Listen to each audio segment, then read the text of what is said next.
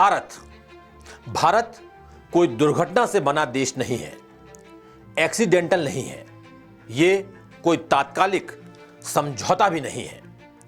भारत एक लंबी सभ्यतागत यात्रा का नतीजा है, जहां असहमति को जगह दी जाती है, जहां बहस अपराध नहीं है, जहां पूजा व्यक्तिगत आस्था है। लेकिन आज भारत एक चिंताजनक मोड़ पर खड़ा है।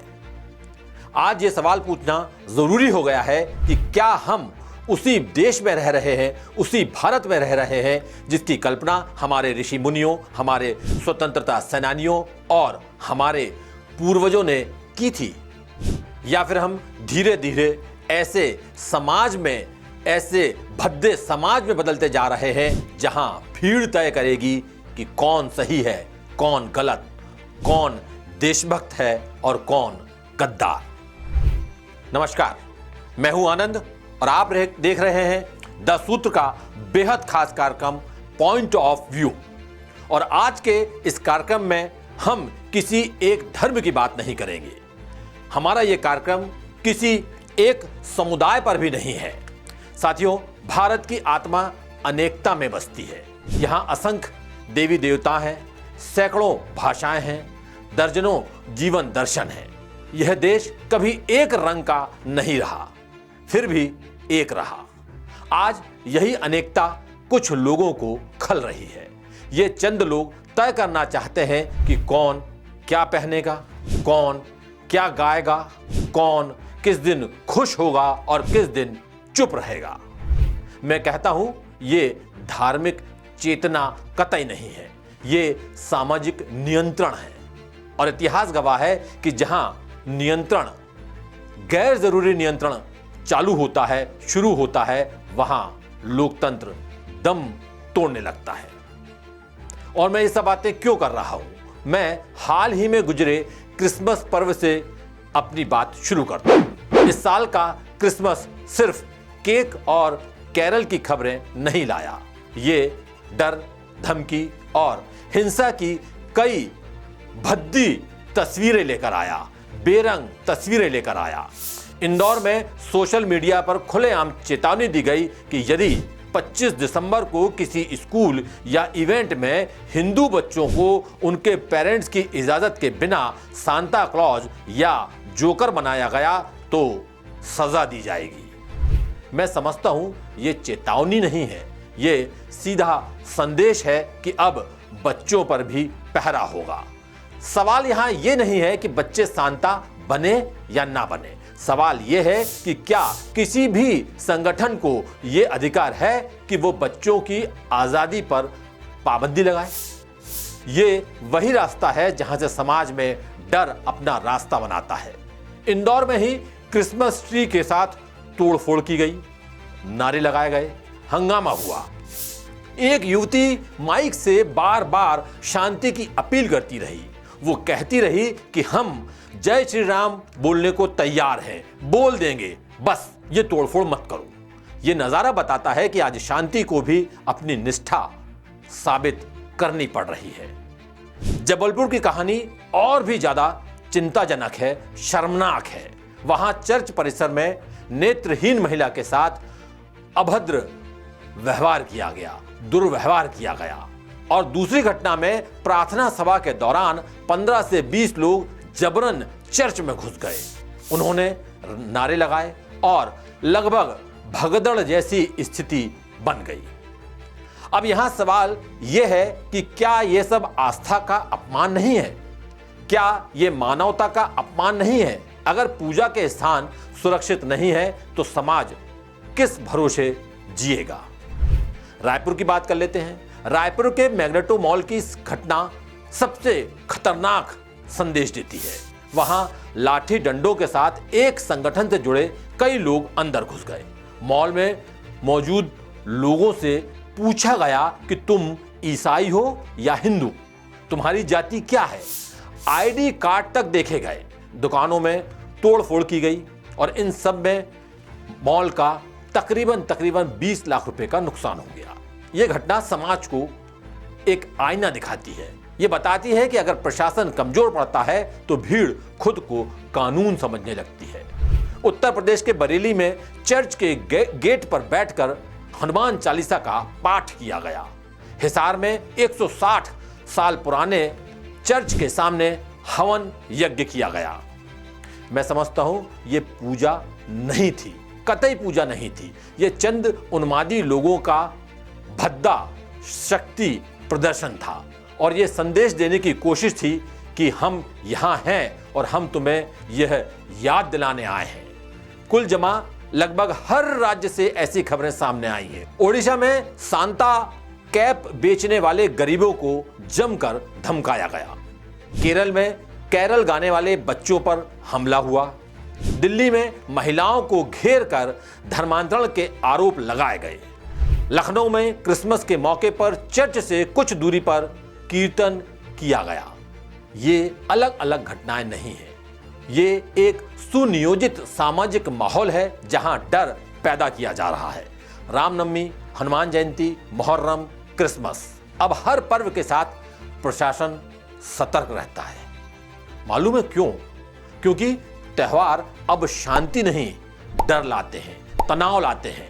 डीजे की तेज आवाज, उकसाने वाले नारे और धार्मिक शक्ति का प्रदर्शन आज त्योहारों की पहचान बनते जा रहे हैं। Centre for study of society and secularism CSSS की रिपोर्ट हमें और भी ज्यादा चिंता में डालती है। द वायर में प्रकाशित एक रिपोर्ट के मुताबिक साल 2024 में भारत में सांप्रदायिक दंगों के 59 मामले दर्ज किए गए थे, जो 2023 में हुए 23 दंगों की तुलना में दोगुने से भी ज्यादा थे। इन घटनाओं में कुल मिलाकर 13 मौतें हुई, जिसमें 10 मुस्लिम और 3 हिंदू मारे गए। इन 59 दंगों में से महाराष्ट्र में सबसे ज्यादा 12 दंगे हुए। इसके बाद उत्तर प्रदेश और बिहार में 7 दंगे हुए। ये रिपोर्ट बताती है, ये रिपोर्ट कहती है कि ये घटनाएं बड़े पैमाने पर धार्मिक त्योहारों और जुलूसों के दौरान शुरू हुई और इससे समझा जा सकता है कि कैसे धार्मिक उत्सवों का इस्तेमाल सांप्रदायिक तनाव को बढ़ावा देने के लिए किया जा रहा है। ये भारत की परंपरा तो कतई नहीं है, ये आयातित कट्टरता है। आज व्हाट्सएप, फेसबुक और इंस्टाग्राम उकसावे के सबसे बड़े मंच बन गए हैं।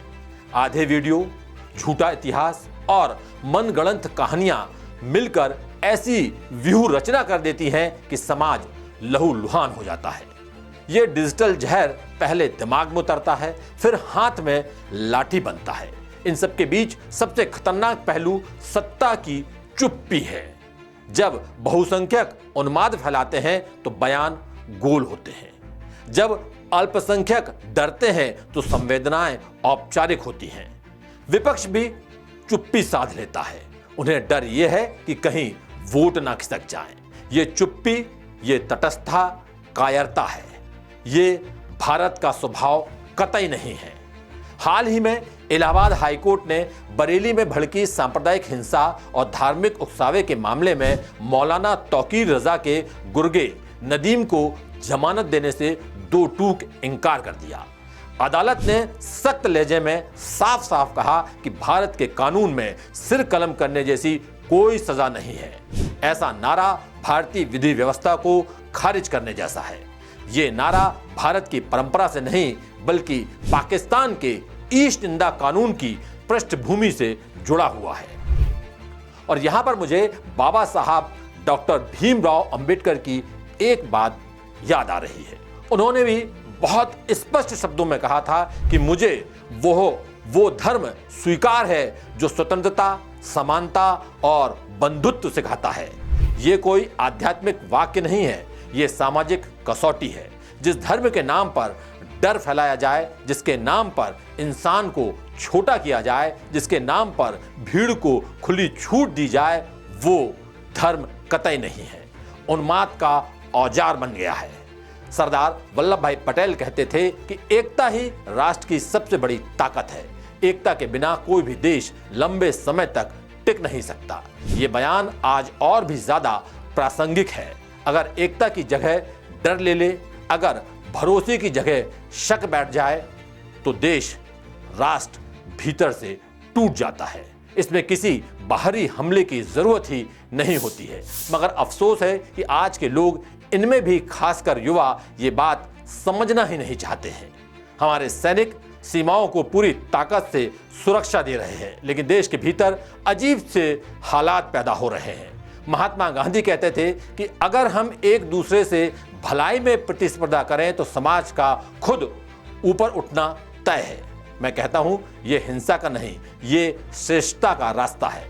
गांधी जी ये नहीं कहते थे कि विरोध खत्म कर दो, वे कहते थे कि विरोध को हिंसक मत बनने दो। इस तरह अंबेडकर ने धर्म को स्वतंत्रता, समानता और बंधुत्व से जोड़ा था। सरदार पटेल ने एकता को राष्ट्र की ताकत बताया था। गांधी जी ने अहिंसा को सबसे बड़ा साहस कहा था।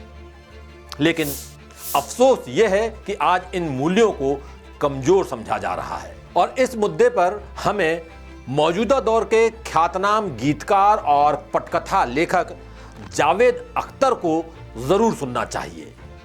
वो कहते हैं, हिंदू परंपरा और हिंदू संस्कृति की सबसे बड़ी खूबी यही है कि वो इजाजत देती है। कुछ भी कहो, कुछ भी सुनो और कुछ भी मानो। यही खुलापन, यही सहनशीलता इस देश की लोकतांत्रिक आत्मा है। इसी वजह से भारत में लोकतंत्र जिंदा है। जब हम इस मुल्क से निकलेंगे तो मेडिटेरियन कोस्ट तक डेमोक्रेसी नहीं मिलती। मगर मुझे हैरत होती है कि जो लोग ये कहते हैं कि पीके फिल्म में आपने हिंदू धर्म के बारे में तो इतनी लिबर्टी ले ली, मुसलमानों के साथ लेते तो क्या मुसलमानों जैसे बनना चाहते हो? कोशिश ये होनी चाहिए कि वो तुम्हारे जैसे हो। और ये मुकाबला किससे है? जिस सोसाइटी में इस तरह का इनटॉलरेंस है, वो सोसाइटी क्या है? जाकर देखो, वहां पड़ोस में चले जाओ, ज्यादा दूर जाने की जरूरत नहीं है। हमारा तो गुण ही यही है, हमारी तो खूबी यही है कि हम जो चाहे कह सकते हैं। आप दूसरों को ठीक कीजिए, खुद मत बर्बाद होइए। मैं देख रहा हूं, आखिर किससे मुकाबला कर रहे हो? तालिबान से? अलकायदा से? साहब देखिए, वो तो नहीं सुनते, वो तो मार डालते हैं। तो मतलब आप भी वैसा होना चाहते हैं? मत करो ऐसा। ये मुल्क बहुत महान है। और इसी के साथ पश्चिम बंगाल के बेलूर से सुखद तस्वीरें भी सामने आई हैं। बेलूर मठ यानी रामकृष्ण मिशन का मुख्यालय पश्चिम बंगाल में हुगली नदी के किनारे। इसकी स्थापना भारतीयता के क्रांतिकारी अग्रदूत स्वामी विवेकानंद ने 1897 में की थी। इस मठ में सभी धर्मों के त्यौहार मनाए जाते हैं, लिहाजा यहाँ क्रिसमस भी परंपरा के साथ मनाया गया। रामकृष्ण परमहंस के मंदिर में ईसा मसीह जीसस की तस्वीर रखी गई और साधु ब्रह्मचारियों ने ईसा मसीह की आरती की। इस अवसर पर बाइबल का पाठ अंग्रेजी और बांग्ला दोनों भाषाओं में किया गया। क्रिसमस कैरल्स गाए गए। इस परंपरा की शुरुआत खुद स्वामी विवेकानंद ने की थी और ये तस्वीरें बता रही हैं कि यही है असली भारत और असली भारतीयता, जिसे तथाकथित न्यू इंडिया के जाहिलों और विषधरों का गिरोह बर्बाद करने पर तुला हुआ है। और इन हिंसक घटनाओं और उन्माद पर समाज के प्रबुद्ध वर्ग को इस मुद्दे पर अपनी आवाज बुलंद करनी ही होगी। यहाँ किसी समाज, किसी मजहब की नहीं, बल्कि इंसानियत की बात है। समाज की योजनाकारों की चुप्पी पर केदारनाथ सिंह भी लिख गए हैं, चुप्पियां बढ़ती जा रही हैं उन सारी जगहों पर जहां बोलना जरूरी था। बढ़ती जा रही हैं वे जैसे बढ़ते हैं बाल, जैसे बढ़ते हैं नाखून, और आश्चर्य है कि किसी को गलता तक नहीं। आज बस इतना ही, फिर मिलूंगा जल्द किसी नए विषय को लेकर। जय श्री राम, अस्सलाम वालेकुम, सत श्री अकाल, नमस्कार। लेटेस्ट, इन्वेस्टिगेटिव और इन डेप्थ खबरें देखने के लिए ज्वाइन कीजिए द सूत्र का व्हाट्सएप चैनल। सब्सक्राइब कीजिए YouTube चैनल, लाइक कीजिए Facebook पेज और पढ़ते रहिए www.daसूत्र.com।